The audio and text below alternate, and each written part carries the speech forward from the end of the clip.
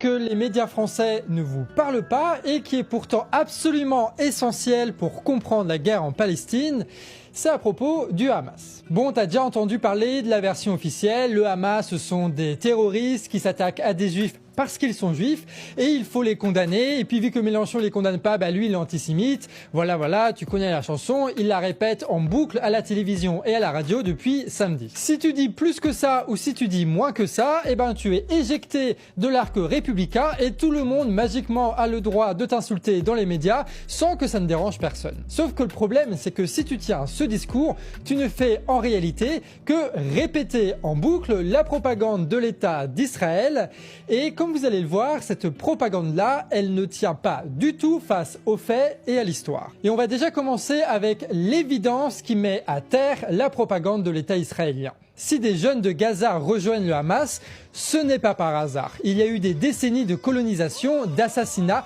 d'humiliations organisées jour après jour par l'État d'Israël.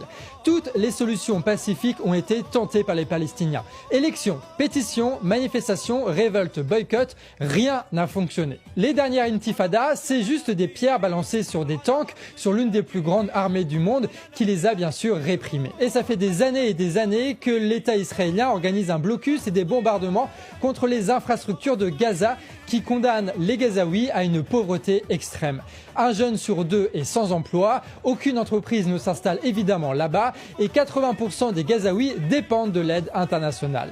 La bande de Gaza, en réalité, c'est une prison à ciel ouvert. Tout ça, l'État d'Israël le fait en toute illégalité, malgré les déclarations de l'ONU. Rien n'arrête l'État d'Israël. Il y a donc des générations de Palestiniens qui accumulent les échecs et les colères contre les colons surarmés qui possèdent 150 000 soldats, 450 000 réservistes, 2600 chars, 6 sous-marins, 14 navires de guerre, 145 avions de combat et 215 hélicoptères avec des missiles haute technologie. Donc résultat, évidemment, l'État israélien broie par son armée et par ses crimes de guerre toute résistance palestinienne pour maintenir sa colonisation et maintenir l'injustice. Alors évidemment, dans ce contexte-là, oui, évidemment, le discours du Hamas qui propose une révolte armée convainc les jeunes. Évidemment que ça convainc les jeunes. Mais ce contexte-là, c'est l'État d'Israël qui en est responsable. C'est lui qui aurait pu choisir il y a des années de cela des solutions pour la paix avec par exemple la solution des deux États ou alors un État multiethnique et égalitaire. Mais l'État d'Israélien a refusé jour après jour et a maintenu toutes les conditions pour que la guerre continue et éclate aujourd'hui contre la population israélienne et contre la population palestinienne qui en paye aujourd'hui le prix. L'État d'Israël est responsable de cette situation. C'est pour ça qu'on ne peut pas parler de la guerre palestinienne sans parler de la colonisation israélienne sur les terres de Palestine qui dure depuis des années. C'est évident. Et pourtant, je vous jure que c'est présent nulle part dans les médias. Mais ça, peut-être que vous le savez déjà, mais ce que vous ne savez peut-être pas, c'est qu'en réalité, il n'y a pas d'opposition entre le Hamas et l'État israélien.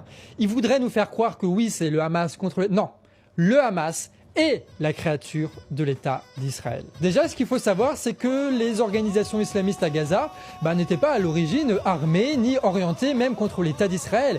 Ils se contentaient d'actions religieuses et surtout de lutte contre les militants communistes révolutionnaires de Palestine. Pour cette dernière raison, l'État d'Israël les a laissés être financés par le royaume saoudien pour pouvoir mieux saboter les mouvements révolutionnaires palestiniens et permettre à l'État d'Israël de mieux contrôler la région. Par cette décision de l'État israélien, le nombre de mosquées passe de 200 à 600 à Gaza, avec des institutions comme l'université islamique qui devient le lieu de la formation des militants religieux. Suite à la seconde intifada, c'est un petit peu la merde à la bande de Gaza et donc Israël, l'État israélien, c'est important de le préciser, se retire officiellement de la bande de Gaza et il y a des élections qui sont organisées où le Hamas, issu de ces mêmes organisations islamiques poussé et soutenu par l'État d'Israël, remporte les élections.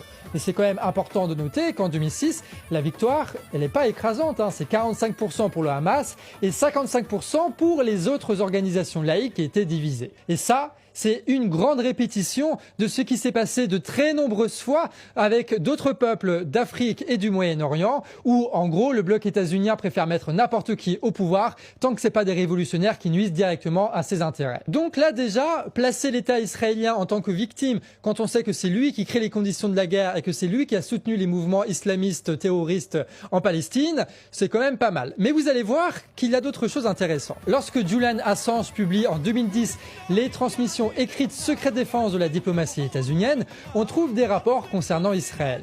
On y apprend que l'État d'Israël a soutenu le Hamas pour prendre le contrôle de la bande de Gaza, précisant que cela permettrait à Israël de considérer Gaza comme un État ennemi et donc de permettre de justifier la répression contre Gaza. Et même si le Hamas est un allié de l'Iran, en réalité, l'Iran pourrait très difficilement influencer sur le Hamas de Gaza, tout simplement parce que Israël contrôlerait les ports et donc les allées et venues du matériel. D'où le fait qu'après la victoire du Hamas soutenu par l'État israélien, ce même État israélien organise un blocus illégal et criminel contre la bande de Gaza. L'État israélien a donc soutenu le Hamas pour avoir un meilleur ennemi et ainsi nourrir sa propagande de guerre et trouver de la sorte la parfaite justification de sa colonisation des terres palestiniennes. Ça commence à faire beaucoup pour l'État israélien, mais vous allez voir, il y a encore pas mal de choses à dire.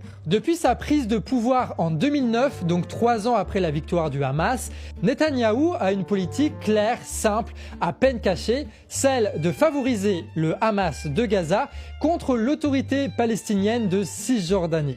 Parce que vous savez que avec la colonisation, tu as en gros la Cisjordanie avec des territoires éclatés qui appartiennent donc à l'autorité palestinienne et tu as la bande de Gaza qui est sous contrôle du Hamas. Et donc l'idée c'était de diviser les Palestiniens en 2 camps, le Hamas d'un côté, l'autorité palestinienne gérée par le Fatah de l'autre, pour empêcher définitivement leur union et enterrer la solution à 2 États, tout simplement parce que l'État palestinien est impossible si les Palestiniens sont divisés. Et donc, après le soutien des islamistes par Israël pour lutter contre les révolutionnaires palestiniens, puis le soutien de l'État d'Israël au Hamas pour diviser le peuple palestinien, nous avons maintenant un nouveau Premier ministre qui va lancer une politique de renforcement du Hamas. Entre 2012 et 2019, l'État d'Israël a autorisé le financement du Hamas par le Qatar à hauteur de 500 millions de dollars. Et encore une fois, il a fait ça de manière planifiée,